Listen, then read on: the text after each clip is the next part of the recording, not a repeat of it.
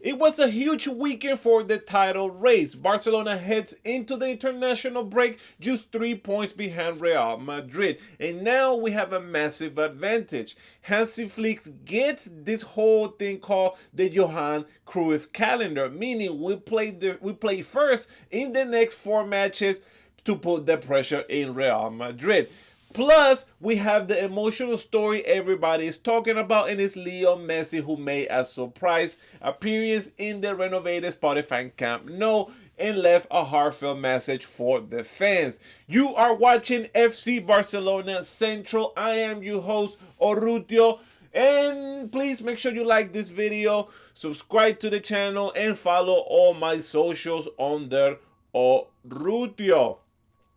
Now, thanks to Robert Lewandowski's hat trick and Real Madrid's shocking 0-0 draw against Rayo Vallecano, Barca heads into the international break just 3 points behind the league leaders. The defending champions have definitely closed the gap just to 3 points and are now sits one goal better difference than our rival. More importantly, Hansi Flick's team now benefits for what someone called the Johan calendar, which means is a run of 4 crucial matches between now and the end of the year for La Liga, where Barca plays before Real Madrid, giving them a chance to apply maximum psychological pressure.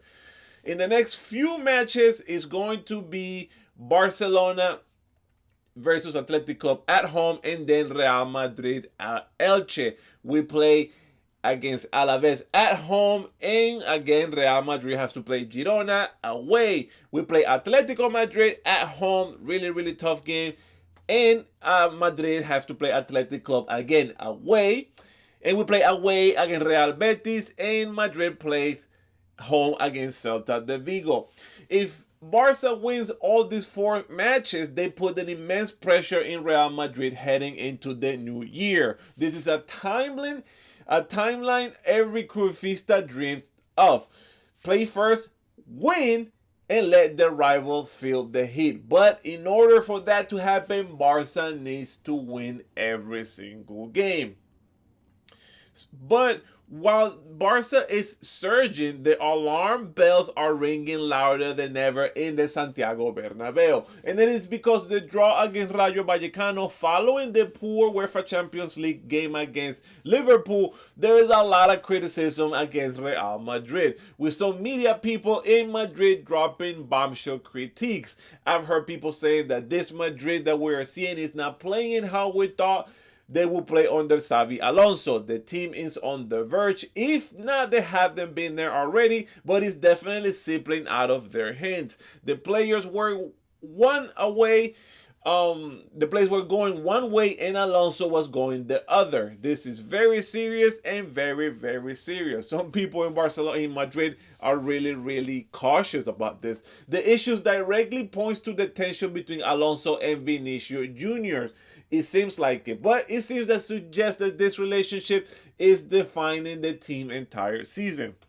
To compound to their issues, Real Madrid is confirming 2 new injuries on their medical room, which is Fede Valverde, who is suffering a hamstring injury, who will be out for a few days, and Thibaut Courtois, which his absence will potentially keep him out of Elche, since he most likely will be out for 2 weeks.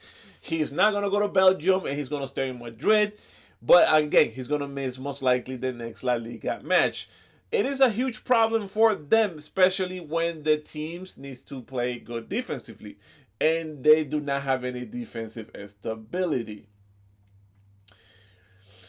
Now, another news that kind of came out of nowhere on this morning is an emotional surprise this week that had a lot of people talking. The former club captain legend Lionel Messi paid a secret visit to the renovated Spotify Camp Nou. A video emerged in the Argentinian icon on his Instagram, where he said, quote, "Last night I returned to the place and I miss you." You really have to go to his Instagram and look at the quote. He says that it was a place that makes him super happy and that he hopes one day he comes back. Not just to say goodbye as a player. I mean, he said not just to say goodbye as a player, that, a goodbye that he never got. While the tensions between the players' camp and the current administrations are still there, Messi's heartfelt words only amplifies the desire amongst all Barca fans to, I mean, can Messi come back? Should he come back? Listen, has a marketing strategy incredible. Do you realize how many jerseys Barca is going to sell when, if Lionel Messi comes back? He will certainly go for the number 30th. Just imagine how many new jerseys they're going to sell. For marketing purposes, this will be a cash cow. With Spotify in the logo. Listen, last time Messi played for Barcelona, he was wearing that jersey right there. That's that type of style. So he has not played with the Spotify logo in there, or any of the artists that Barca play that puts on their shirt for the Clásicos. But I mean, listen, can Messi come back? I say yes. Why not? Can he comes back for the next 3 months? Now that the winter break is coming up soon and it's going to open up, what else is he going to do? Where else is he going to go? Yes, play. He lived in Miami already.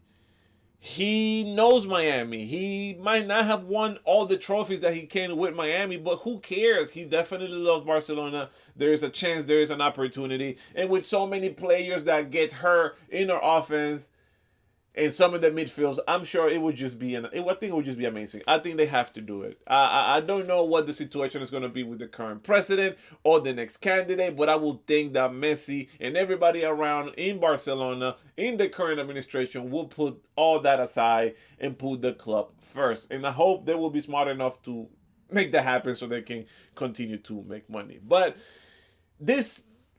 I do not want this to be the last time we talk about Messi coming back to Barcelona, because it's definitely something there.